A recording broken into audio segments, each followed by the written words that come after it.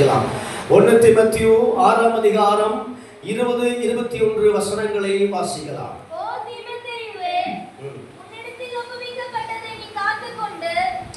உன்னிடத்தில் ஒப்புவிக்கப்பட்டதை நீ காத்துக்கொண்டு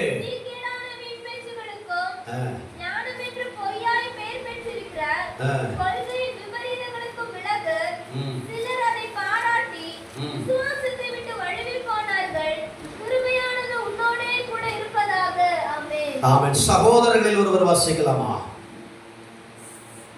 1 தீமோத்தேயு 6ஆம் அதிகாரம் அதனுடைய 20, 21.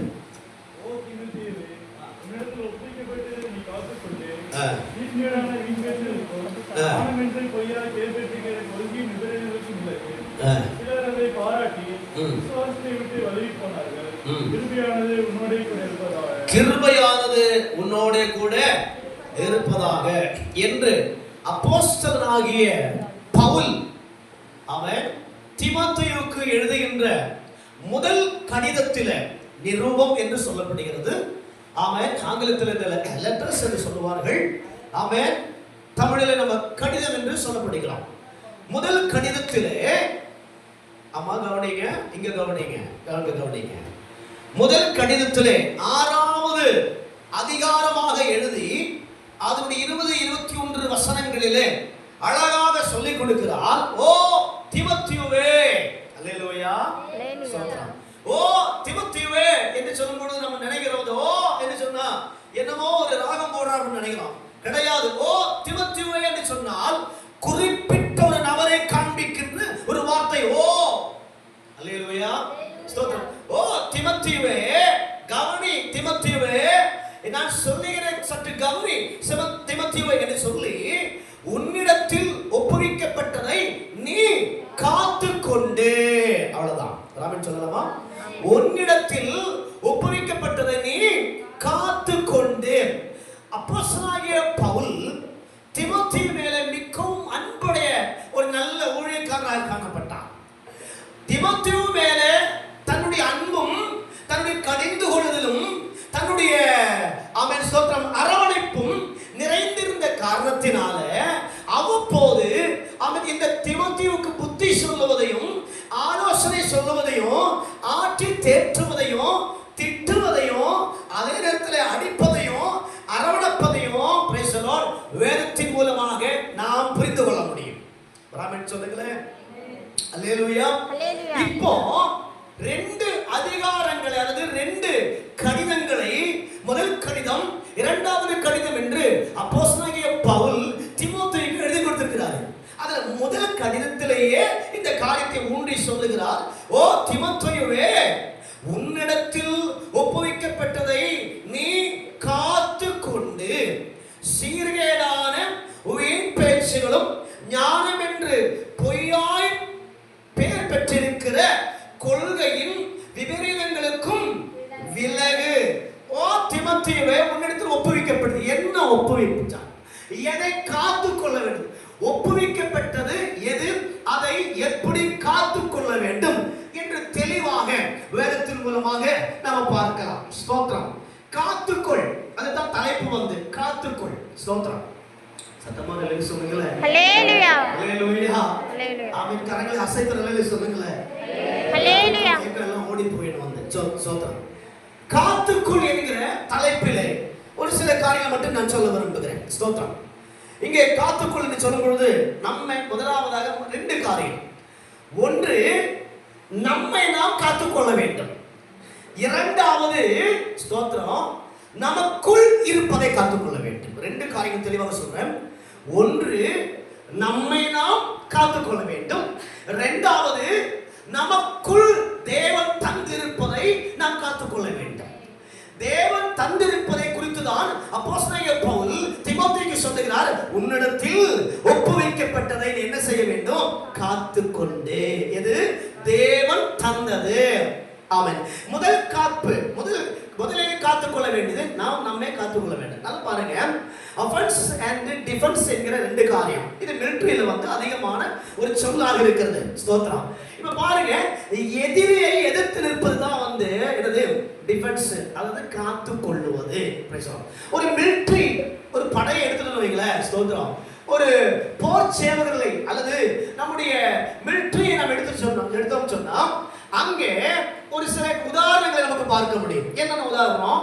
பண்டைய கால படைகளில் ஒரு மிலிட்டரியில ஒரு 4 படை இருக்கும். 4 படை.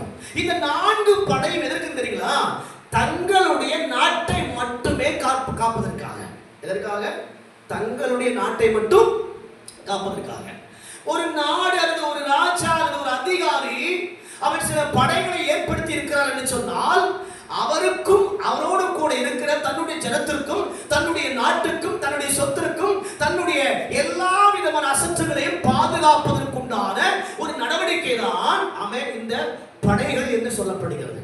4 படைகள் பண்டைய கால அவன் படைகளில் இருந்தது. அவன் சொல்லும் என்னென்ன படை தெரியுமா உங்களுக்கு? காலால் படை, அடுத்தது குதிரை. யாரு விமானப்படை சொல்லுது? காலால் படை, குதிரை படை, தேர் படை, அடுத்தது யானை படை. இப்படி 4 படைகள் இருந்தது. எப்போ? எந்த காலத்துல? பண்டைய காலங்களில். இந்த 4 படைகள் பரிணாமம் கொண்டு பரிணமித்து இப்பொழுது 3 படையாக மாறிடுச்சு. எந்தெந்த படைகள் தெரியுமா? சொல்லுங்க. இப்போ உள்ள படை தெரியுமா உங்களுக்கு? படிச்சிருக்கீங்கல்ல? இப்போ உள்ள படை என்ன சொல்லுப்பா? விமானம் மேல இருந்து கீழே மேல போடும். அப்ப என்னது? ராணுவ படை. என்ன? ராணுவ படை. சத்தமா சொல்லுங்க. உங்களுக்கு மார்க்கெல்லாம் போட மாட்டேன், கிஃப்ட் எல்லாம் கொடுக்க மாட்டேன். சொல்லுங்க. ஃபர்ஸ்ட் படை தரை. சொல்லலாம், படிச்சிட்டு இருக்கல. தரைப்படை. அடுத்தது மேல பப்பையா? தரைப்படை. அடுத்தது கடல் படை. அடுத்தது மேல இருந்து கீழே வருது வந்து அது அவர் மட்டும்தான் வருவாரு. நம்ம கீழே இருந்து மேல போகணும். ராமன் சொல்லலாமா? அப்போ தரைப்படை, அடுத்தது கடல் அல்லது கப்பல் படை, அடுத்தது விமானப்படை என்று 3 படைகளை இந்த உலகம் வைத்திருக்கிறது.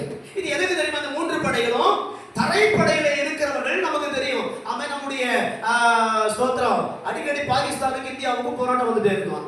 அதனால எல்லையிலே காவல்காரராக ஒரு கூட்டம் படையினர்களை துப்பாக்கியோடும் பீரங்கியோடும் அவன் ஸ்தோத்திரம் பலவிதமான ஆயுதங்களோடு எல்லையிலே காவலித்து இருக்கிறார்கள். ஸ்தோத்திரம். இன்னொரு படை தரையிலே நமக்கு தரை மூலமாக அல்லது வந்து நிலம் மூலமாக நமக்கு போராட்டம் வருமே என்று சொல்லி இவர்களை எல்லையிலே காவல் நிறுத்தும் பொழுது அடுத்த ஒரு சிந்தனை வருகிறது. இனி கடல் மூலமாக நமக்கு போராட்டம் வருமே, கடல் மூலமாக நமக்கு உபத்திரவம் வந்தால் என்ன செய்ய முடியும் என்று சொல்லி அடுத்தது அவன் கடல் படையிலே அல்லது கப்பல் படையாக நடுக்கடலிலே அவன் கப்பல்களை வரிசைப்படுத்தி இருக்கிறார்கள். அங்கேயும் படையாளிகள் இருக்கிறார்கள், அங்கேயும் போர் சேவகர்கள் இருக்கிறார்கள், அங்கேயும் துப்பாக்கி ஏந்திய, அங்கேயும் பீரங்கி ஏந்திய அவன் சொந்த மிலிட்டரிஸ் அங்கேயும் இருக்கிறார்கள். சரி, தரையில வருகிற போராட்டத்தை தடுப்பதற்காக தரைப்படையை கொடுத்தாச்சு. தண்ணீர் மூலமாக வருகிற கடல் மூலமாக வருகின்ற அவன் போராட்டத்தை தடுப்பதற்கு கடல் படையை கொடுத்தாச்சு. அடுத்து வான்படை. ஸ்தோத்திரம். அப்போ இது ரெண்டு நம்ம ஜமாயிச்சலாம். அடுத்து என்ன நடப்போகுது? அப்போ வானத்திலே விமானம் மூலமாக வருகின்ற படையை, விமானம் மூலமாக வருகின்ற உபத்திரவங்களை தடுக்கணுமே, அதற்காக மனுஷன் ஏற்படுத்தினான் விமானப்படை. அல்லேலூயா. விமானப்படை. ஸ்தோத்திரம். Price the Lord. பறந்து காக்கும் பட்சியை போல என்ன செய்வார் ஆண்டவரே? என்னையும் உங்களையும் பாதுகாக்கிறார். ராமன் சொல்லலாமா? தேசத்தை பாதுகாப்பதற்காக, தன் நாட்டை பாதுகாப்பதற்காக, தன் சிரத்தாரை பாதுகாப்பதற்காக இந்த உலகம் அதிகாரம் அரசாங்கம் ஏற்பாடு செய்திருக்கின்ற பாதுகாப்பு முறையில் தான் இந்த முப்படை காரியங்களும் இந்த நால்படை காரியங்கள் எல்லாம். ஆனால் ஒரு காரியம் புரிந்து கொள்ளுங்கள், இது எல்லாம் நாட்டுக்காக மட்டும்தான். ஸ்தோத்திரம். தேசத்திற்காக, தன்னுடைய சொத்துக்களுக்காக, இந்த தேசத்துடைய அதிகாரத்தை பாதுகாப்பதற்காக. நான் கேட்கிறேன், அப்படி என்றால் தனிப்பட்ட ஒவ்வொரு மனிதனுக்கும் பாதுகாப்பு இருக்கிறதா? இருக்குங்களா? சொல்லுங்க. தனிப்பட்ட ஒரு மனுஷனுக்கு பாதுகாப்பு இருக்கா? எனக்காக அரசாங்கம் முப்படை பாதுகாப்பு அனுப்புமா? சொல்லுங்க. உங்களுக்காக அரசாங்கம் முப்படை பாதுகாப்பு அனுப்புமா? அனுப்புமா? சொல்லுங்க. அனுப்புமா? அனுப்ப மாட்டாங்க. அனுப்ப மாட்டாங்க. அல்லேலூயா சொல்லலாமா? அனுப்ப முடியாது, அனுப்ப மாட்டாங்க, அனுப்ப கூடாது. அரசாங்கத்துடைய ரூல். காரணம் என்ன? நாம் எல்லாம் சராசரி மனிதர்களாக இருக்கிறோம். சராசரி சாதாரண மனிதர்களாக இருக்கிறோம். குடிமக்கள் தான், குடிமக்கள் தான். ஆனா இந்தியாவில் குடிக்க கூட தண்ணி இருந்து செய்யறது இல்ல, காசு கொடுத்துதான் வாங்க வேண்டிய சூழ்நிலை வந்துருச்சு. வந்து ஸ்தோத்திரம். அப்போ குடிமக்களை பாதுகாப்பதற்காகவே இந்த எல்லா காரியங்களும் அவர்கள் ஒன்றிணைத்து வைத்திருக்கிறார்கள் என்றாலும் தனிப்பட்ட முறையில் ஒரு மனிதனுக்கும் இந்த பூமியில என்ன இல்லை? பாதுகாப்பு கிடையாது. ஒரு ஆமென் சொல்லலாமா? அல்லேலூயா சொல்லுங்களேன். அப்போ நம்மை நாம் காத்துக் கொள்வதற்காக அடுத்த ஒரு பாதுகாப்பு. ஸ்தோத்திரம். அப்போ 3 படைகளை குறித்து சொன்னேன், 3 பாதுகாப்பு முறைகளை குறித்து சொன்னேன். இனி ஒரு தனிப்பட்ட மனிதன் தன்னை காத்துக் கொள்ள வேண்டும் என்று சொன்னால் அவர் என்ன செய்ய வேண்டும்? அவர் என்ன செய்யணும்? இன்னைக்கு நிறைய பேர் சொல்லி கொடுத்துட்டு இருக்கிறாங்க. என்னது? தற்காப்பு கலை. தற்காப்பு கலை அப்படின்னு சொல்லி என்ன? தற்காப்பு கலைன்னா என்ன அர்த்தம்? கராத்தே, அப்புறம் வேற என்ன? பூம்புவா, கராத்தே, அப்புறம் கேரளாவில் களரின்னு சொல்லுவாங்க, களரி, அப்புறம் கும்ஃபுவா, கும்ஃபு, என்னென்னமோ பூ சொல்லுவாங்க. இதெல்லாம் கத்துக்கணும். எதுக்காக கத்துக்கணும்? தற்காப்புக்காக என்று சொல்லி நிறைய கத்துட்டு இருக்கிறாங்க. வந்து எனக்கு தெரியாது, உங்களுக்கு எல்லாம் தெரியுமா? தெரியல. தெரியுமா? இருக்கும். எத்தனை பேர் கராத்தே தெரியும்? டேய், உங்ககிட்ட கொஞ்சம் விவரமா தான் இருக்கணும். கராத்தே படிச்சுட்டு இருக்கிறாங்க. நம்ம படிச்சுக்க நல்லதுதான். அல்லேலூயா. தற்காப்புக்காக இவைகளை கற்றுக்கொண்டு இருக்கிறார்கள். ஆமென் சொல்லலாமா? அல்லேலூயா சொல்லலாமா? சத்தமுறையில சொல்லுங்களேன். அல்லேலூயா அல்லேலூயா அல்லேலூயா. சரி, சகோதரர்கள் தான் கத்துக்கிறாங்க. லேடிஸ் என்ன பண்ண முடியும்? அவங்களும் கத்துட்டு தான் இருக்கிறாங்க. அவங்களும் கத்துக்கிறாங்க. வந்து ஸ்தோத்திரம். எத்தனை தற்காப்பு கலைகளை கத்துக்கொண்டாலும் பிரைஸ் தி லார்ட் ஸ்தோத்திரம்,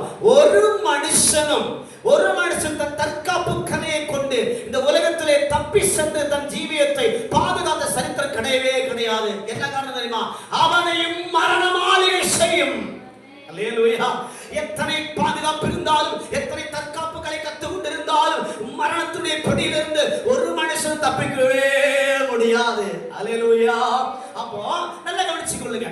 இப்படிப்பட்டதாய் ஒரு காரியம் இருந்தாலும் ஒரு தேவ பிள்ளை தன்னை எப்படி காத்துக்கொள்ள வேண்டும்? அதுதான் நம்முடைய முக்கியமான காரியம். ஒரு தேவ பிள்ளை தன்னை எப்படி காத்துக்கொள்ள வேண்டும்? சில வசனங்களை ஆமென் இங்கே வாசிக்கும் பொழுது தீமோத்தேயுவுக்கு எழுதின அதே நிருபத்தில் இப்ப வாசிச்ச வசனத்தில் நம்ம வாசிக்கிறோம். ஒப்புவிக்கப்பட்டதை என்ன செய்யுது? காத்துக்கொண்டு. என்ன ஒப்புவிக்கப்பட்டது? 19வது வசனத்தை வாசியுங்கள். நித்திய ஜீவனை பற்றிக் கொள்ளும்படி வருங்காலத்திற்காக தங்களுக்கு நல்ல ஆதாரத்தை பொக்கிஷமாக வைக்கவும் அவருக்கு கட்டளையிடு. அடுத்தது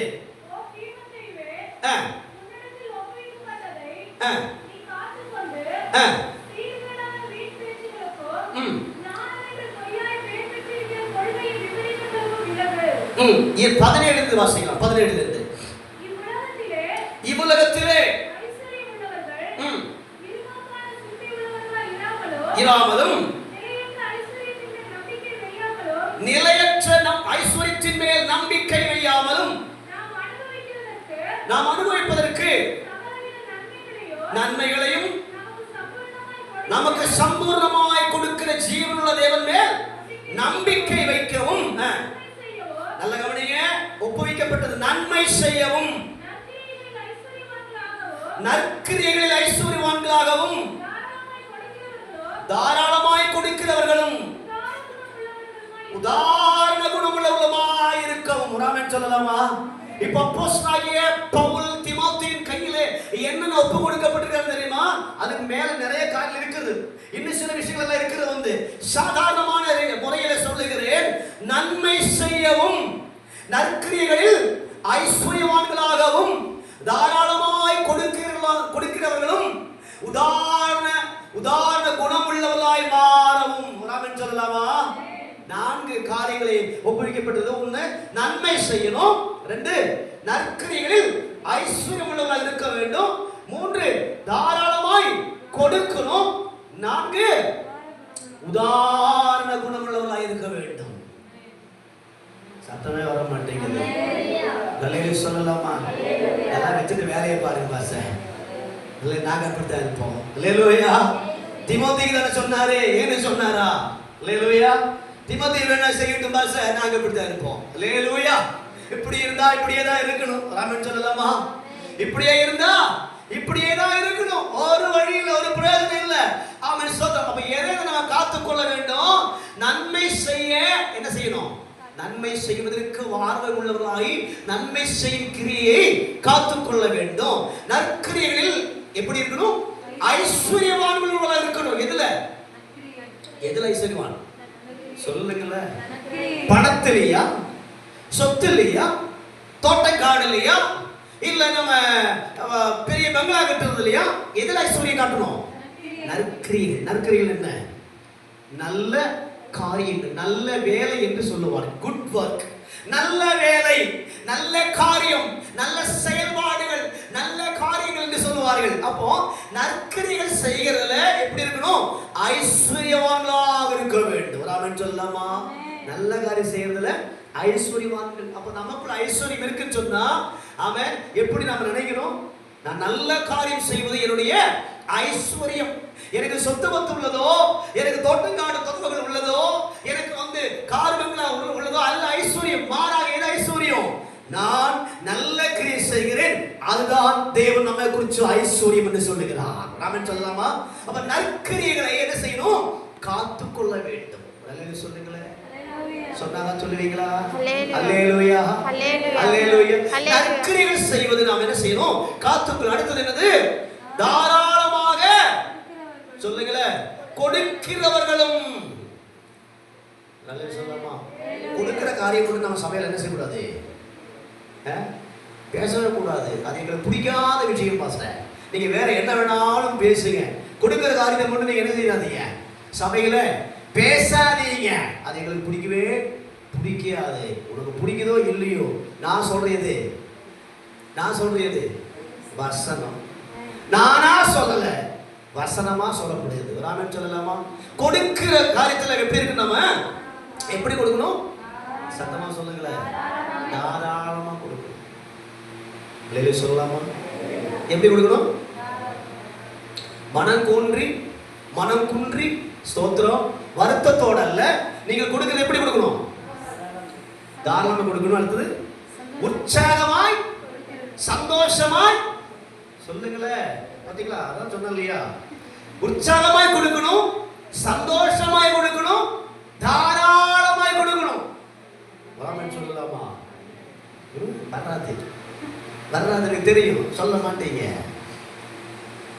ராமன் சொல்லலாமா? ஆனா நம்ம வாங்குறத மட்டும் எப்படி வாங்குவோம்? சொல்லுங்களேன். சந்தோஷமா வாங்குவோமா இல்லையா? வாங்குவோம். சம்பளம் கொடுக்கிற நாளில 10ஆம் தேதியோ 12ஆம் தேதியோ 13ஆம் தேதியோ 5ஆம் தேதியோ சம்பளம் நமக்கு வரல அப்படின்னு சொன்னா எப்படி இருக்கு? நமக்கு மனசு அடிக்கும். சம்பளத்தை குறைவாக கொடுத்து ஒரு 20,000 கிடைக்கிற சம்பளம் அன்றைக்கு முதலாளி என்ன பண்ணிட்டாரு?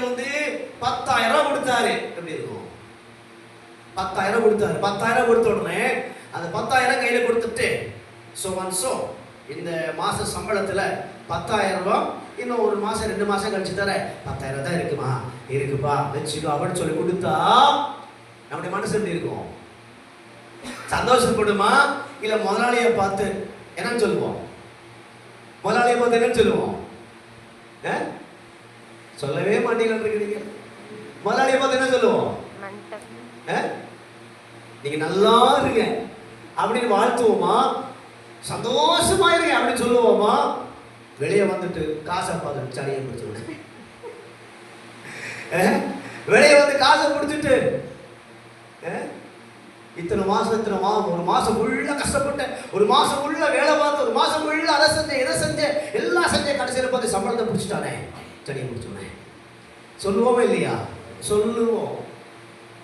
அப்ப ஒரு காரியம் புரிஞ்சுக்கொள்ளுங்க.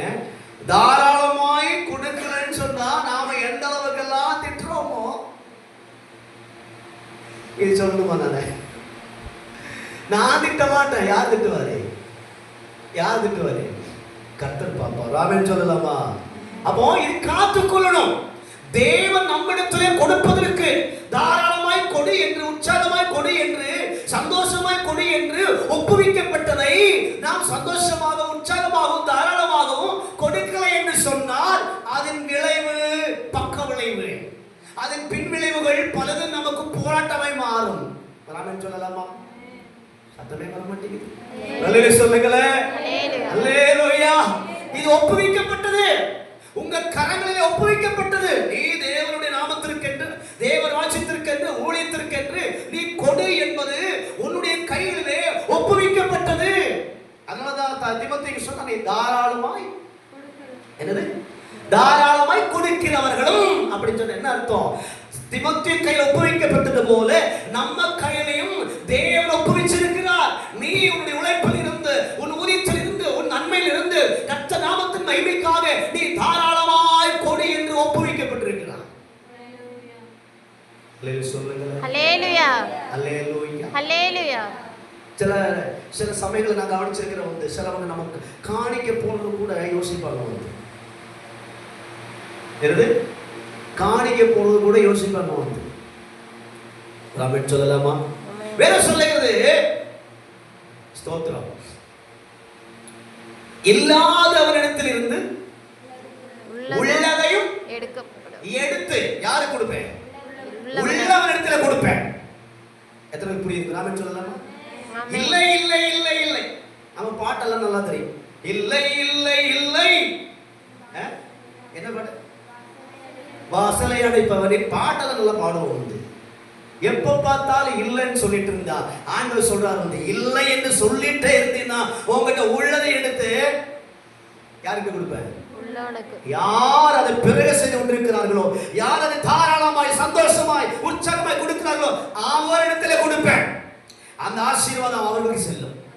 ஆமென் சொல்லலாமா? அல்லேலூயா. அருமையான தேவச்சனமே, நாம் தாராளமாய் கொடுப்பதிலே ஆமென் அந்த கொடுக்கும் கிரியை காத்து கொள்ள வேண்டும். எத்தனை விளங்குதுங்க? தேவன் சொல்லுவாங்க பாஸ்டர் கொடுக்க. ஒரு விஷயம் கூட சொல்லிடுறேன் வந்து, ஸ்தோத்திரம். நான் கர்மாபுரம் போன உடனே அருமையான கருப்பாய் பாட்டி வந்து எங்கிட்ட கேள்வி கேட்டாங்க வந்து, ஸ்தோத்திரம். அந்த கேள்வி இன்னைக்கு என் மனசுல இருக்குது. கருப்பாய் பாட்டி உங்களை தப்பா சொல்ல, சரிங்களா? ஸ்தோத்திரம். கருப்பாய் பாட்டி எங்கிட்ட கேள்வி கேட்டாங்க. என்ன கேள்வி தெரியல உங்களுக்கு? என்ன கேள்வி கேட்டாங்கன்னு தெரியுமா? ஒரு காரியம் நான் கேள்விப்பட்டேன் பாஸ்டர் அப்படின்னாங்க வந்து. சொல்லுங்க பாட்டி அப்படின்னு. கருப்பாய் பாட்டி சொல்லுது, ஸ்தோத்திரம், உங்களுக்கு நிறைய பணம் வருதாமே. அவங்களை வச்சுதான் பேசுற. உங்களுக்கு நிறைய பணம் வருதாமே, எங்கேயோ வெளிநாட்டுலாம் பணம் வருதாமே. ஸ்தோத்திரம். நான் நினைச்ச, ஆண்டவரே அங்கே இருந்து சொன்ன, ஆண்டவரே அப்படி மட்டும் கிடைச்சிருந்தா எங்க விசுவாசிகளை நான் விரும்பியா விடுவேனோ. அல்லேலூயா. சபை ஆலயத்தின் பணிகளை நான் இப்படி போட்டிருப்பேனோ. ஸ்தோத்திரம். அப்போ தெரியல. சரி, நான் கேட்டேன், யார் பாட்டி சொன்னாங்க? யாரா இங்க அப்படி சொல்லிட்டு இருக்கிறாங்க? சர்ச்சுக்கு போனீங்கன்னா, சபைக்கு போனீங்கன்னா பாஸ்டருக்கு நிறைய பணம் வரும், உங்களுக்கு எல்லாம் கொடுக்கலாமே, ஏன் உங்களுக்கு எல்லாம் கிடைக்கிறது இல்லையா அப்படின்ட்டு பாட்டியை உசுப்பேத்தி விட்டுருக்காங்க. அவங்க நல்ல விசுவாசியா இருப்பதினால, ஸ்தோத்திரம், அவங்க பெருசா அதை பார்க்கல வந்து. நான் எதுக்கு சொல்றேன்னு சொன்னா, அருமையான தேவ பிள்ளைகளே, எனக்கு ஒத்தாசை செய்வதும் பர்வதங்களுக்கு நேராக என் கண்களை ஏறெடுக்கிறேன். என் சகாயமோ வானத்தையும் பூமியையும் உண்டாக்கிற தேவனிடமிருந்து வருகிறது. சொல்லலாமா? எந்த வெள்ளக்காரனோ, எந்த கருப்புக்காரனோ, அவன் ஸ்தோத்திரம், இந்த பாஸ்டருக்கு என்ன செய்யறது இல்ல, பணம் காசு கொடுக்கறது இல்லை. இது எதுக்காக சொல்ல சொன்னா, நிறைய பேர் இப்படிலாம் சொல்லி நம்முடைய கொடுக்கும் கிரியை தடுப்பார்கள். எத்தனை பேருக்கு புரியுதுங்க? நீ கொடுக்காத, சபைக்கு கொடுக்காத, ஊழியக்காரனுக்கு கொடுக்காத, காணிக்க போடாத, தசமம் போடாத, ஸ்தோத்திரம், இதெல்லாம் எதுக்கு நீ போட்டு? பாஸ்டர் என்ன செஞ்சுட்டு இருக்கிறாரு? பாஸ்டர் என்ன செய்யறாரு? அவரு வளர்ந்துட்டு இருக்கிறாரு. அல்லேலூயா. சத்தமே வர மாட்டேங்குது. சத்தமா சொல்லுங்களே. அல்லேலூயா. அவர் வளர்ந்துட்டு இருக்கிறாரு. அவருக்கு என்ன? அவர் வீடு கட்டுறாரு, அவர் அது பண்றாரு, இது பண்றாரு. தேவ பிள்ளையே, நமக்கு ஒரு காரியம் சொல்லிக் கொடுங்க. ஸ்தோத்திரம்.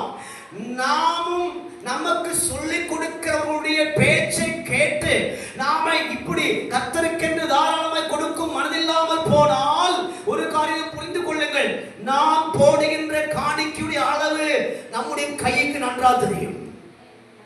தெரியுமா? தெரியுதா? அதனாலதான் வலங்கை கொடுக்கிறது இடங்கை கூட தெரியாது என்று தெரியக்கூடாதுன்னு சொல்லி சத்தம் இல்லாம போடுறோம். அப்ப நாம போடுற காணிக்கையுடைய அளவு என்னென்று நமக்கே தெரியும். அவர் அதை புரிஞ்சு கொள்ளணும். பாசுக்கு நான் கொடுக்கிற காணிக்கை இவ்வளவுதான். இதை வச்சு ஒரு எப்படி பெரிய வீட கட்ட முடியும்? அல்லேலூயா. நான் சொல்லலாமா? ஸ்தோத்திரம். தாராளமாய் கொடுப்பதற்கு தேவன் உன்னிடத்தில் ஒப்புவிக்கப்பட்டிருக்கிறார். அல்லேலூயா. மனதறிந்து கொடுக்க தேவன் உன்னிடத்தில் ஒப்புவிக்கப்பட்டிருக்கிறார். சந்தோஷமாய் கொடுப்பதற்கும் உற்சாகமாய் கொடுப்பதற்கும் தேவன் உன்னிடத்தில் ஒப்புவிக்கப்பட்டிருக்கிறார். அதை நாம செய்யணும். செய்யலன்னு சொன்னா நம்முடைய நன்மைகள் பிசாசு கொண்டு போவானா இல்லையா? பிராமின் சொல்லுங்களேன். சொல்லவே மாட்டேங்கிறீங்களே. சத்தம் வரல சொல்லுங்களேன். அல்லேலூயா. Praise the Lord. அருமையான தேவஜனமே, அவன் கொடுப்பதற்கு நாம் என்ன செய்யணும்? தாராளமாய் கொடுக்கும் கிரியைகளை காத்துக் கொள்ள வேண்டும். அடுத்தது பாருங்க, உதாரண குணமுள்ளவர்களாய் இருக்க வேண்டும். எப்படி? உதார குணமுள்ளவர்கள். ஸ்தோத்திரம். உதார குணம் சொன்னா என்ன அர்த்தம்? மனம் தயங்காமல் இருதயத்தின் நிறைவில் இருந்து சந்தோஷமாய் உற்சாகமாய் உதார குணமுள்ளவர்கள். ஸ்தோத்திரம். இரக்க குணமுள்ளவர்களாக மாற வேண்டும். யாரு? தேவ பிள்ளைகள். ஆமென் சொல்லலாமா? கிறிஸ்தவனுடைய கடமை எல்லாம் ஒரு தேவ பிள்ளையுடைய பொறுப்பு தான். தேவனை ஆராதிக்கிற தேவ பிள்ளை, சபைக்கு வருகிற தேவ பிள்ளையுடைய பொறுப்புகள் தான் இதெல்லாம். இதெல்லாம் தீமோத்தேயுக்கு அல்ல, எனக்கும் உங்களுக்குமே கர்த்தராகிய தேவன் ஒப்புவிக்கப்பட்டிருக்கிறார். அல்லேலூயா. ஒப்பு கொடுக்கப்பட்டிருக்கிறார். அந்த ஒப்புக்கொள்ளுதலை, ஒப்புவிக்கப்பட்டிருக்கிற காரியத்தை நான் நீங்கள் செய்ய தவிர்க்க கூடாது. இப்போ தேவன் நமக்கு தந்திருக்கிற காரியத்தை, ஒப்புவிக்கப்பட்டிருக்கிற காரியத்தை விட்டுட்டு நாம என்ன செய்யணும் தெரியுமா? ஸ்தோத்திரம். 20 வசனம் வாசிங்க. சிலர் அதை பாராட்டி விசுவாசத்திற்கு வழிவி போனார்கள். கிருபையானது உன்னோடு கூட இருப்பதாக. கிருபையானது உன்னோடு கூட இருப்பதாக. வாசிங்க. அடுத்தது சிலர் அதை 21 வாசிங்க. 21 20 ஓ தீமோத்தேயுவே, ஒப்புவிக்கப்பட்டதை நீ காத்துக்கொள்ளு. நல்ல கவனிங்க. காத்துக்கொள்ள வேண்டியதை நம்ம என்ன செய்யறது இல்ல? காத்துக்கொள்றது இல்ல. கர்த்தர் நம்மிடத்தில் ஒப்புவிக்கப்பட்டதை நம்ம கவனிக்கிறது இல்ல. கர்த்தர் நம்மிடத்தில் தந்திருக்கிறதை நம்ம கவனிக்கிறத காத்துக்கொள்றது இல்ல. எதையெல்லாம் நம்ம செஞ்சுட்டு இருக்கிறோம்? சீர்கேடான வீண் பேச்சுகளுக்கும் ஞானம் என்று பொய்யாய் பேர் பெற்றிருக்கிற கொள்கையின் விபரீதங்களுக்கும் நாம் என்ன செஞ்சுட்டு இருக்கிறோம்? காது கொடுத்து கேட்டு அவைகளை காத்துட்டு இருக்கிறோம். அல்லேலூயா. எதை நம்ம காக்கணுமோ அதை காக்கிறது இல்லை. எதை காக்க கூடாதோ, எதை கேட்க கூடாதோ அதை நம்ம கேட்கிறோம், அதை பேசுகிறோம். வீணான பேச்சுகள், சீர்கேடான பேச்சுகள். பாருங்க, சீர்கேடான வீணான பேச்சுகள். ஆமென் சொல்லலாமா? இவைகளை விட்டு என்ன செய்ய வேண்டும்? விலக வேண்டும். அப்பொழுது கர்த்தர் நம்மளுக்கு ஒப்புவிக்கப்பட்டிருக்கிற காரியத்தை என்ன செய்ய முடியும்? காத்துக் கொள்ள முடியும். ஆமென் சொல்லலாமா? சத்தமா அல்லேலூயா சொல்லுங்களே. அல்லேலூயா. தேவ பிள்ளை எதையெல்லாம் காத்துக்கொள்ள வேண்டும்? சீக்கிரமாக வாசியுங்கள். சங்கீதம் 34 13வது வசனத்தை வாசியுங்கள். சங்கீதம் 34 13வது வசனம்.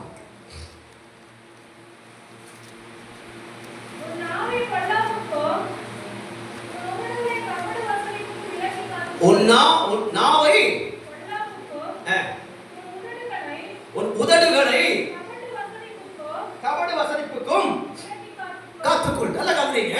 இப்ப நாம் நமக்குள் எதை முதலாவதாக காத்துக்கொள்ள வேண்டும் என்று தெரியுமா? சங்கீதக்காரர் அழகாக சொல்லுகிறார். வாசிங்க. உன்னாவை என்ன செய்யணும்? பொல்லாப்புக்கு. ராமன் சொல்லுங்களேன். அதையாவது சொல்லுங்களேன். ராமன் சத்தமா சொல்லுங்களேன். ஆமென். உன்னாவை பொல்லாப்புக்கு என்ன செய்யணும்?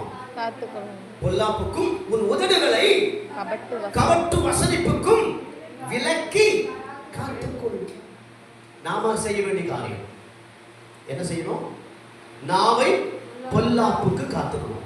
பொல்லாப்பானவைகளை சொல்லக்கூடாது, பேசக்கூடாது. இவைகளை தேவன் நமக்கு பொல்லாப்பானவைகளை கர்த்தர் நமக்கு ஒப்புவிக்கப்படல. கர்த்தர் நமக்கு ஒப்பு மாறாக எதை ஒப்பு கொடுத்தாரு? நாவை காத்துக்கொள்ளும்படி கர்த்தர் நமக்கு ஒப்பு கொடுத்திருக்கிறாரு. ஆமென் சொல்லலாமா? வீணான பேச்சு எதுல வரும்? நாவல வரும். வீணான பேச்சு நாவல வரும். சொல்றேன், சிலரை பார்த்துருக்கிறவங்க சும்மா பேசிட்டே இருப்பாங்க, ஆனா பேச்சுல ஒண்ணுமே இருக்காது. நிறைய இந்த ரோட்ல எல்லாம் போய் பார்த்தோம்னா, இந்த பஸ் ஸ்டாண்ட் எல்லாம் பார்த்தோம்னா 2 பேரும் உட்கார்ந்து மெனக்கட்டு பேசிட்டே இருப்பாங்க. ஆனா அவங்க பேசுற என்னன்னு கேட்டா ஒண்ணுமே இருக்காது. ஸ்தோத்திரம். சொல்லுவாங்க, குடிகார பேச்சு விடிஞ்சா போச்சு. ஏன்னு சொன்னா அவங்க குடிச்சிட்டாங்கன்னு சொன்னா, தண்ணி உள்ள போயிடுச்சுன்னு சொன்னா, அவங்க அந்த மப்பு மாறுற வரைக்கும் என்ன செய்வாங்க? பேசிட்டே இருப்பாங்க. ஆனா என்ன பேசுறாங்க அவங்களுக்கும் தெரியாது, கேட்கிற நமக்கும் கண்டுபிடிக்க கஷ்டம். அப்ப பாருங்கள், ஸ்தோத்திரம், எதை காத்துக்கொள்ள சொல்றாரு வந்து? நாவை காத்துக்கொள். எதற்காக? உன் நாவை பொல்லாப்புக்கு, பொல்லாப்பானதை பேசாதபடிக்கு உன் நாவை காத்துக்கொள். 2, உன் உதடுகளை கபட்டு வசனிப்புக்கும் விலக்கி காத்துக்கொள். ஒரு உதட்டை எதுக்கு? கபட்டு வசனிப்புக்கு. அப்படி சொன்ன என்ன அர்த்தம்? என்ன அர்த்தம்? பொய் பேசாதபடிக்கு. அல்லேலூயா. என்ன சொல்லக்கூடாது? அட சொல்லுங்களேன், என்ன சொல்லக்கூடாது? பொய் சொல்லக்கூடாது, பொய் பேசலாகாது. ஏன் பொய் பேசக்கூடாது? எதனால பொய் பேசக்கூடாது? பிசாசானவன் பொய்யும் பொய்க்கு பிதாவுமாக இருக்கிறான். ஆமென் சொல்லலாமா? ஆண்டவராகிய இயேசு கிறிஸ்து எங்கேயாவது பொய் சொல்லியிருக்கிறாரா? சொல்லல. பல சமயங்கள் நம்ம ஒரு எமர்ஜென்சிக்கு என்ன செய்ய வேண்டி வரும்? சொல்லுங்களேன். அது எல்லாரும் செய்யற காரியம் தான். வந்து எமர்ஜென்சிக்கு ஒரு பொய் சொல்லுவோம் இல்லையா? எமர்ஜென்சி பொய், அதுக்கு பேர் தான் எமர்ஜென்சி பொய். ஸ்தோத்திரம். அது ஒரு தற்காப்பு தான். வந்து ஸ்தோத்திரம். பிரைஸ் சொல்லுவோம், எமர்ஜென்சி பொய். ஹalleluya. ஸ்தோத்திரம். ஒரு வீட்டுக்கு நான் போனேன். அந்த வீட்டுக்கு நான் போகும்போது, ஸ்தோத்திரம், இங்க இல்ல, திருப்பூர்ல. சரிங்களா? நம்ம வீட்டுல இல்ல, திருப்பூர்ல. இங்க கிடையாது. திருப்பூர்ல ஒரு விசிட்டிங் போனோம். வந்து அங்க ஊழியர் செஞ்சுட்டு இருக்கிற சமயத்துல அந்த வீட்டுக்கு நான் வந்து விசிட்டிங் போனேன். விசிட்டிங் போகும்போது கதவை சாத்தி இருந்தாங்க. ஸ்தோத்திரம். நான் வெளியே போய் நிற்கும்பொழுது உள்ளுக்குள்ள பயங்கரமான சண்டை சத்தம் கேட்குது. வந்து பயங்கரமான சண்டை சத்தம், டிஷும் விஷும் பயங்கர சவுண்ட் வருது. ஸ்தோத்திரம். நான் நினைச்சேன், உண்மையாலுமே அந்த வீட்டுக்குள்ள சகோதரிக்கு ஏதோ சண்டை வந்து 2 பேரும் பயங்கர சண்டை போடுறாங்கன்னு நினைச்சிட்டேன். ஸ்தோத்திரம். கதவை தட்டின உடனே ஸ்தோத்திரம், ஜன்னலை திறந்தாங்க. திறந்தோடனே ஸ்தோத்திரம் சிஸ்டர் அப்படின்னு சொன்னேன். ஐயோ பாஸ்டர் ஓடி போய் டிவி ஆஃப் பண்ணிட்டாங்க. கதவை திறந்தாங்க. ஸ்தோத்திரம் பாஸ்டர். உள்ள போனேன். உட்கார்ந்து பாஸ்டர். உட்கார்ந்த உடனே சிஸ்டர், உண்மையாலுமே நான் பயந்துட்டேன். அப்படின்னு என்ன பாஸ்டர்? ஏதோ உங்களுக்குள்ள ஏதோ சண்டை வந்து, பெரிய சண்டை வந்து 2 பேரும் குடிமையை பிடிச்சிட்டீங்க போல. அப்ப நான் பயந்துட்டு உள்ளவனே. இல்ல பாஸ்டர், இதுவரைக்கும் ஏஞ்சல் டிவி பார்த்துட்டு இருந்தேன். இதுவரைக்கும் என்ன பார்த்துட்டு இருந்தேன்? ஏஞ்சல் டிவி பார்த்துட்டு இருந்தேன் பாஸ்டர். நான் ஏஞ்சலுக்குள்ள ஏதோ பிரச்சனை வந்துருச்சோ, ஏஞ்சல் டிவி பார்த்துட்டு இருந்தேன். அதான் எமர்ஜென்சி போய் தப்பிக்கிறதுக்கு வேற வழி இல்லை. ஏன்னு சொன்ன அடுத்த வார்த்தை பாஸ் என்ன பண்ணிடுவாரு? ஞாயிற்றுக்கிழமை பிரசங்கம் பண்ணிடுவாரு. அதனால பாஸ் ஏஞ்சல் டிவி ஓடிட்டு இருந்துச்சு. பாஸ் ஏஞ்சல் டிவி பார்த்துட்டு இருந்தேன். அப்படியா? சந்தோஷ சிஸ்டர் அப்படின்ட்டு சவுண்ட் வந்த அந்த சூழ்நிலைக்கு தகுந்த போய் வருங்க. அந்த சூழ்நிலைக்கு தகுந்தது அந்த ஏற்ற போய் அந்த எமர்ஜென்சிக்கு வருது பாருங்க. அல்லேலூயா. அருமையான பிள்ளைகளே, எமர்ஜென்சி ஆனாலும் சரி, எமர்ஜென்சி இல்லாவிட்டாலும் சரி, நம்முடைய உதடுகளை அவர் சொல்ற எதற்கு கொடுக்க கூடாது? கபட்டு வசனிப்புக்கு விலக்கி வைக்க வேண்டும், காத்துக் கொள்ள வேண்டும். ஆமென் சொல்லலாமா? காரணம் என்ன? வசனம் பேசுகிற நாம், தேவ வார்த்தையை சொல்லுகிற நாம், வேத வசனத்தை சொல்லுகிற நாம், ஜெபிக்கிற நாம், இதே நாவல, இதே உதடுல பிரசங்கிக்கிறோம், பாடுகிறோம், அவன் ஜெபிக்கிறோம், வேதம் வாசிக்கிறோம், எல்லாம் செய்கிறோம். இதே நாவல தான் என்ன செய்யறோம்? பொய் சொல்லுகிறோம். இதே நாவல தான் கபடு சொல்லுகிறோம். இதே நாம தான் வந்து பொல்லாப்பும் பிணைக்கிறது. அப்ப எதை நாம காத்துக்கொள்ள வேண்டும்? முதலாவதாக நம்முடைய நாவையும் உதட்டையும் காத்துக்கொள்ள வேண்டும். ஆமென் சொல்லுங்களேன். சத்தமா சொல்லுங்களேன். அல்லேலூயா. நம்ம சபையில யாரும் இல்ல அப்படி. நிறைய இந்த இந்திக்கார பசங்களை பார்த்தா அந்த உதட்ட நாசம் பண்றானுங்க. அல்லேலூயா. என்ன ஸ்தோத்திரம். அப்படியே உதட்ட பிடிச்சி இழுக்கிறானுங்க. இழுத்துட்டு இவ்வளவு ஒரு கைப்பிடி நிறைய அள்ளி வாயில போடுறானுங்க. நீங்க அந்த உதட்டுக்கு அடியில வைக்கிறானுங்க. அடியில வச்சுட்டோம்னா அடுத்த பாத்தீங்கன்னா ஸ்தோத்திரம் பிரைஸ் தி லார்ட். இந்த கோழி எல்லாம் சாகுற ஒரு காலம் வரும் பாருங்க. கோழி எல்லாம் சாகுற ஒரு காலம், அதிகமான வெப்பம் ஏறும்பொழுது இதுக்கு தலை சுத்தி அங்கங்க விழுந்து செத்து போயிடும். அந்த பொருளை எடுத்து வாய்க்குள்ள அந்த உதட்டு கண்ணில ஏத்தி வச்சுட்டு அவன் நடப்பான் பாருங்க. எப்படி நடப்பான்? ரோட்டுக்கு வீதி இல்லாத போல நடந்துட்டு இருப்பான் வந்து. ஸ்தோத்திரம். அதனால சொல்றாரு, உதடு கூட என்ன செய்யக்கூடாது? பாவம் செய்யக்கூடாது. ராமன் சொல்லலாமா? ஆமென். சத்தங்களை சொல்லுங்களேன். உதடுகளில் கனியாகிய இருக்கா இல்லையா? ஒரு உதடுகளில் கனியாகிய என்னது? ஸ்தோத்திர பலிகள். ராமன் சொல்லலாமா? எதிலிருந்து புறப்படுகிறது? உதட்டிலிருந்து. ராமன் சொல்லுங்களேன். இந்த உதட்டல தான் அப்படி இழுத்து வச்சுட்டு இருக்கிறதே அரேஞ்சு அந்த உதட்டை முடிச்சு 4 இன்ச்சுக்கு இழுத்து வச்சுட்டு அதுக்குள்ள ஒரு கைப்பிடி நிறைய போட்டு உள்ள தள்ளி விட்டு அவன் நடக்கிறத பார்த்தா ஸ்தோத்திரம் அப்படி தாடையோட உதட வெளியே தள்ளிட்டு போகுது. அல்லேலூயா. இன்னைக்கு அப்படி இருக்குது உலகம். நம்ம யாரும் இல்லை அப்படி இல்லை. சரிங்களா? ஸ்தோத்திரம். ஒரு உதடுகளை என்ன செய்ய வேண்டும்? கபட்டுக்கு காக்க வேண்டும். சீக்கிரம் ஒரு வசனங்களை வாசியுங்கள். ஆமென். ஸ்தோத்திரம். 39ஆம் சங்கீதம் 1வது வசனத்தை வாசியுங்கள். என் நாவினால் பாவம் செய்யாதபடிக்கு என் வழிகளை காத்து. வழிகளை காத்தால் நாவு பாவம் செய்யாதே. ஆமென் சொல்லுங்களேன். ஆமென். அல்லேலூயா. நமக்கு அவசியம் இல்லாத தேவையில்லாத வழிகளில் செல்வதனால நாவு கட்டாயமாக கண்டிப்பாக பாவம் செய்யும். ஆமென் சொல்லலாமா? என்ன காக்க சொல்றாரு? வழிகளை காத்துக்கொள். நீ போகிற வழி, நீ பிரயாணம் செய்கிற வழி, உன்னுடைய பாதைகள் சரியாக இருக்கிறதா என்பதை தேவ பிள்ளையாகிய நானும் நீங்களும் சோதிச்சு அறிய வேண்டும். ஆமென் சொல்லுங்களேன். ஆமென். அல்லேலூயா. அல்லேலூயா. நாவிலே கபடு புறப்படக்கூடாது. நம்முடைய உதடுகள் கபடை சொல்லக்கூடாது. நம்முடைய வழிகளை காத்துக்கொள்ள வேண்டும். நான் செல்லுகிற வழி, நான் போகிற வழி சரியான வழியா? நான் செய்கிற காரியம் சரியானதா? நான் செயல்படுகிறது சரியான முறையில் செயல்படுகிறேனா? என்னுடைய பாதைகள் எல்லாம் சரியாக இருக்கிறதா? அறிந்து கொள்ள வேண்டும். உலகத்தை சார்ந்ததாக இருக்கிறதா? இல்ல பரலோக ராஜ்யத்தினுடைய மகிமையை சார்ந்ததாக இருக்கிறதா?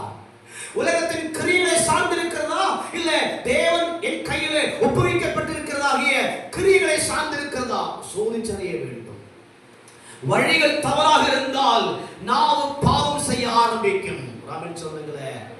வழிகள் சரியில்லாம மாறி போனால் நாவு பாவம் செய்ய ஆரம்பிக்கும் என்பது வேதம் நமக்கு தெளிவாக சொல்லுகிறது. 39ஆம் சங்கீதம் 1 வசனத்தை மறுபடியும் வாசிக்கலாம். என் நாவினால் பாவம் செய்யாதபடிக்கு என் வழிகளை காத்து உமக்கு முன்பாக இருக்க மட்டும் என் வாயை கடிவாளத்தால் அடக்கி வைப்பேன் என்றேன். ராமன் சொல்லலாமா? ஆமென். அருமையான தேவஜனமே, உடைய வாயை என்ன செய்யணும்? கடிவாளத்தால் அடக்கணும். ஸ்தோத்திரம். குதிரைக்கு கடிவாளம் போடுவார்கள். குதிரைக்கு கடிவாளம் போடுகிறது போல நம்முடைய நாவையும் நம்முடைய வாயை உதடையும் என்ன செய்யணும்? கடிவாளம் போட்டு காத்துக்கொள்ள வேண்டும். காரணம் என்ன தெரியுமா? ஸ்தோத்திரம். நம்முடைய வாயிலிருந்து ஆமென் தவறான ஒரு வார்த்தை கூட புறப்பட்டு வரக்கூடாது. காரணம் என்ன? நம்முடைய நாவிலே பைபிள் வசனத்தை நாம் சொல்லுகிறோம். இயேசுவே என்று சொல்லுகிறோம். அவரை ஆராதிக்கிறோம், அவரை துதிக்கிறோம், அவரை மகிமைப்படுத்துகிறோம். தேவச்சனமே பிரைஸ் தி லார்ட். ஒப்புவிக்கப்பட்டதை அல்லாமல் ஒப்புவிக்கப்படாத காரியங்களை நாம் செய்யக்கூடாது, அதை செயல்படுத்த கூடாது என்பதற்கு கர்த்தராகிய தேவன் அப்போஸ்தலர் பவுல் முகாந்திரமாக தீமோத்தேயுக்கு எழுதின முதலாம் அவன் நிருபத்திலே 6வது அதிகாரம் 20-21 சொல்ல எழுதி கொடுக்கிறார். ஸ்தோத்திரம். உனக்கு ஒப்புவிக்கப்பட்டதை நீ காத்துக்கொண்டு நடக்க வேண்டும். அல்லேலூயா. பரிசுத்த ஆவியானவரை காத்துக்கொள். உனக்கு தானமாக தந்திருக்கிற பரிசுத்த ஆவியானவரை காத்துக்கொள். உனக்குள்ள இருக்கிற விசுவாசத்தை காத்துக்கொள். அது கரைதிலே படாதபடிக்கு ஒரு விசுவாசத்தை, ஒரு நம்பிக்கையை நீ காத்துக்கொள்ள வேண்டும். பலரும் பல வழிகளை சொல்லுவார்கள், பலரும் பல வழிகளை காண்பிப்பார்கள், பலரும் பல முறைகளை காண்பிப்பார்கள், பலரும் பலவிதமான காரியங்களை சொல்லிக் கொடுப்பார்கள். அவைகளை கேட்டு நீ சாய்ந்து போன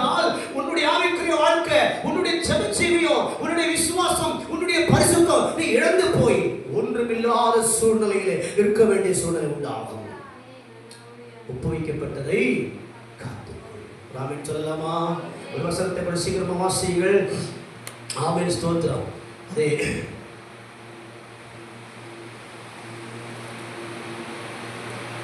119 சங்கீதம் 33 வசனம். 119 33.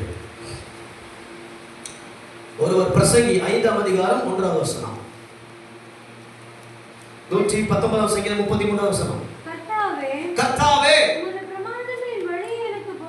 உமது பிரமாணங்களின் வழியை எனக்கு போதியும், முடிவு பரியந்தம் நான் அதை காத்துக்கொள்ளுவேன். ஆமென் சொல்லுங்க. பிரமாணங்களை என்ன செய்யணும்? பிரமாணங்களை காத்துக்கொள்ளணும். பிரமாணங்கள் என்ன? தேவனுடைய வசனம், கட்டளைகள். அல்லேலூயா. இந்த கட்டளைகளை காத்துக்கொள்ள வேண்டும். தேவன் நமக்கு தந்திருக்கிற உபதேசங்களையும், தேவன் நமக்கு தந்திருக்கிற வசனங்களையும், நமக்குள் இருக்கிற வசனங்களையும், தேவன் நம்மோடு பேசுகின்ற வார்த்தைகளையும் தேவ பிள்ளையாக இருக்கிற நானும் நீங்கள் என்ன செய்யணும்? தினம் காத்துக்கொள்ள வேண்டும். சொல்லுங்களேன். அல்லேலூயா. அல்லேலூயா. அல்லேலூயா. வசனத்தை காத்துக்கொண்டால் வசனம் நம்மை காத்துக்கொள்ளும். அல்லேலூயா. காரணம் என்ன தெரியுமா? ஆண்டவராக இயேசு கிறிஸ்து வசனத்தை காத்துக்கொண்ட காரணத்தினால்தான் அவன் பிசாசானவன் 40 நாள் முடிஞ்ச உடனே, ஆண்டோட உபவாசம் முடிஞ்ச உடனே பிசாசானவன் வந்தான். வந்துட்டு நமக்கு ரொம்ப பசியாக இருக்கிறது, இந்த கல்லை அப்பமாக்கி சாப்பிடு என்று சொன்னால் அது அவன் அந்த கல் அப்பமாய் மாறுமே என்று இயேசுவிடத்தில் சொல்லும் பொழுது கர்த்தர் சொன்னார், மனுஷன் அப்பத்தினாலே மாத்திரம் அல்ல, தேவனுடைய வாயிலிருந்து புறப்படுகிற ஒவ்வொரு வார்த்தையினாலும். சொல்லலாமா? என்ன காரணம்? அவர் வசனத்தை காத்துக்கொண்டதுனால பிசாசானவன் இயேசுப்பா முன்பாக தோற்கடிக்கப்பட்டார். அல்லேலூயா. ஆக வசனத்தை காத்துக்கொள்ள வேண்டும், நியாய பிரமாணத்தை காத்துக்கொள்ள வேண்டும். பிரசங்கி 5:1 வாசிங்க சீக்கிரமாக. நீ தேவாலயத்துக்கு போகும்போது உன் நடையை காத்துக்கொள். என்ன செய்யணும்? உன் நடையை காத்துக்கொள். மூடர் பலியிடுவதை போல பலியிடுவதை பார்க்கிலும் செவி கொடுக்க சேர்வதே நல்லம். தேவாலயத்துக்கு போகும்போது எதை காத்துக்கொள்ளணும்? நடையை காத்துக்கொள்ளணும். சொல்லலாமா? அப்படி சொன்ன தேவாலயத்துக்கு போகும்போது அவன் நடையை காத்துக்கொள்ள சொன்னா பைபிள் தூக்கி கையில வச்சுட்டு அப்படியே ஸ்டடியா வரணும் இல்ல, ஸ்டடியா எப்படி நடந்து வரணும் இல்ல, உன் நடையை காத்துக்கொள்ள என்ன அர்த்தம்? நீ தேவாலயத்துக்கு ஓய்வு நாளிலே ஆராதனைக்கு வரும்பொழுது வழியிலே யாராவது என்ன செய்வாங்க? வீட்டை விட்டு வெளியே வரும்பொழுது வந்து நிற்பாங்க. எங்க போறீங்க? சர்ச்சுக்கு போறோம். ஒரு 10 நிமிஷம் உட்காருங்க, பேசிட்டு போகலாம். அரை மணி நேரம் உட்காருங்க, பேசிட்டு போகலாம். அங்கிருந்து பஸ் ஸ்டாண்டுக்கு வந்தோடனே பஸ் ஸ்டாண்ட்ல ஒருத்தர் நிற்பார், வந்து எங்க போறீங்க? சர்ச்சுக்கு போறோம். வாங்க ஒரு டீ சாப்பிட்டு போகலாம், வாங்க ஒரு போண்டா சாப்பிட்டு போகலாம், பஜ்ஜி சாப்பிட்டு போகலாம். ஆமா 10 மணிக்கு ஆராதனை ஆரம்பிக்கும். ஒன்றும் பரவாயில்லைங்க, வாங்க ஒரு டீ சாப்பிட்டு போகலாம். ரொம்ப நாளாச்சு பார்த்துட்டு, ரொம்ப நாளாச்சு பேசி, ரொம்ப நாளாச்சு நம்ம கூடி கூப்பிடுவாங்க. நடையை எங்க போகும்போது? சொல்லுங்க, எங்க போகும்போது? தேவாலயத்துக்கு போகும்போது. ராமன் சொல்லலாமா? அல்லேலூயா சொல்லுங்களேன். தேவாலயத்துக்கு போகும்போது நடையை காத்துக்கொள்ளணும். காரணம் என்ன தெரியுமா? நீ ஆராதிக்காதபடிக்கு, நீ துதிக்காதபடிக்கு, நீ செபிக்காதபடிக்கு, வேதத்தை கவனிக்காதபடிக்கு உன்னை தடுப்பதற்கு பிசாசானவன் ஏற்பாடு செய்வான். உன்னை தடுப்பதற்கு. அப்போ அதை கவனியாதபடிக்கு அந்த வசனம் கீழே வாசிங்க. மூடர் பலியிடுவதை போல பலியிடுவதை பார்க்கிலும் செவி கொடுக்க சேர்வதை. எதை செவி கொடுத்து கேட்கணும்? சத்திய வார்த்தையை, தேவ வசனத்தை, உபதேசத்தை செவி கொடுத்து அவன் கேட்பதற்கு செவி கொடுத்து சேர்வதே நல்ல. காரணம் என்ன? அதில் உனக்கு ஜீவன் உண்டாகும், அதில் உனக்கு பலன் உண்டாகும், அது உன்னை தாங்கும், அது உன்னை காக்கும், அது உன்னை தப்புவிக்கும், அது உனக்கு உதவி செய்யும், அது உனக்கு ஒத்தாசையாக இருக்கும். வேத வசனம் உன்னை சகல பாவங்களில் இருந்தும், சகல பிசாசின் பிடியில் இருந்தும், சகல அந்தகாரத்தில் இருந்தும், சகல பொல்லாங்கில் இருந்தும் உன்னை ரட்சிக்கும், உன்னை பாதுகாக்கும். அல்லேலூயா. அல்லேலூயா. தேவச்சனமே, நாம் நம்மை காத்தரணும். நாம் நம்மை காத்து கர்த்தருக்கு முன்பாக ஜீவிப்பதை தேவன் நமக்குள் விரும்புகிற காரியமாக இருக்கிறது. ஆக தீமோத்தேயுவுக்கு அவன் அப்போஸ்தலன் பவுல் எழுதி கொடுத்தது போல, ஸ்தோத்திரம், ஹல்லேலூயா, நான் உனக்கு ஒப்புவித்ததை என்ன செய்வதே? காத்துக்கொண்டு. வாசிக்கிற வசனத்தை 1 தீமோத்தேயு 6:20. ஓ தீமோத்தேயுவே, உன்னிடத்தில் ஒப்புவிக்கப்பட்டதை நீ காத்துக்கொண்டு சீர்கேடான வீண் பேச்சுக்கும் கொள்கையின் விபரீதங்களுக்கும் விட்டு விலகு. சிலர் அந்த கொள்கையும் அந்த கொள்கையின் காரியங்களையும் பாராட்டுவார்கள். அந்த பாராட்டு நிமித்தமாக அநேக தேவ பிள்ளைகள், அநேக விசுவாசிகள், அநேக பரிசுத்தவான்கள், அநேக தேவ மக்கள் விசுவாசத்தை விட்டு விலகி போனார்கள். கிருபை உன்னோடு கூட இருப்பதாக. நீ விட்டு விலகி போகாமல் இருக்கும்படி, நீ விழுந்து போகாமல் இருக்கும்படி, நீ நொறுங்கி போகாமல் இருக்கும்படி தேவனுடைய கிருபை உன்னோடு கூட இருப்பதாக. உன்னிடத்தில் ஒப்புவிக்கப்பட்டதை நீ காத்துக்கொள். தேவ பிள்ளையே, அருமையான சகோதரனே, அருமையான சகோதரியே, உன்னிடத்தில் ஒப்புவிக்கப்பட்டது. ஆமென், ஸ்தோத்திரம். தீமோத்தேயுல நம்ம கேட்டோம், அதே 6ஆம் அதிகாரத்திலே நம்ம வாசிச்சோம். ஸ்தோத்திரம். அதனுடைய மேல் பகுதியில் உள்ள வசனங்களை நம்ம வாசிச்சோம். ஸ்தோத்திரம். அதனுடைய 19 வசனத்தை வாசிச்சோம். ஸ்தோத்திரம். 18 வசனம் வாசிங்க. 18 வசனம். நன்மை செய்யவும், நற்கிரிகளில் ஐஸ்வர்யமுள்ளவர்களாக இருக்கவும், தாராளமாய் கொடுக்கிறவர்களாகவும், உதார குணமுள்ளவர்களாக இருக்கவும் தேவன் நம்மிடத்திலே ஒப்புவிக்கப்பட்டிருக்கிறார். அதை காத்துக்கொண்டு தேவனுக்கு முன்பாக ஜீவிக்கும்படி நம்மை தாமே தாழ்த்தலாம், நம்மை தாமே ஒப்புக்கொடுக்கலாம். நிர்விசாரமாய் எண்ணாமல் கர்த்தருடைய வார்த்தையை, தேவ செய்தியை, தேவ வசனத்தை சிரிச்சு தள்ளாமல், ஆமென், அதை நிர்விசாரமாக எண்ணாமல் கர்த்தருக்கு முன்பாக எதிலே நாம் ஆமென் காத்து கொள்ளப்பட முடியாமல் இருக்கிறோமோ அதில் ஒரு தீர்மானம் எடுத்து, ஆண்டவரே, கேட்கப்பட்ட காரியங்களிலே நான் என்னை காப்பதற்கும், எனக்குள் இருப்பதை காப்பதற்கும், எனக்குள்ளே தந்திருக்கிறவர்களை காப்பதற்கும் என்னை ஒப்பு கொடுத்து நான் இனி உள்ள நாட்கள் உமக்கு முன்பாக ஜீவிக்கும்படி எனக்கு நீ உதவி செய்யுமே என்று சொல்லி எத்தனை பேருக்கு தங்களை அர்ப்பணிக்க முடியும்? எழுத நிற்கலாம், ஆச்சரிக்கலாம். ஹல்லேலூயா.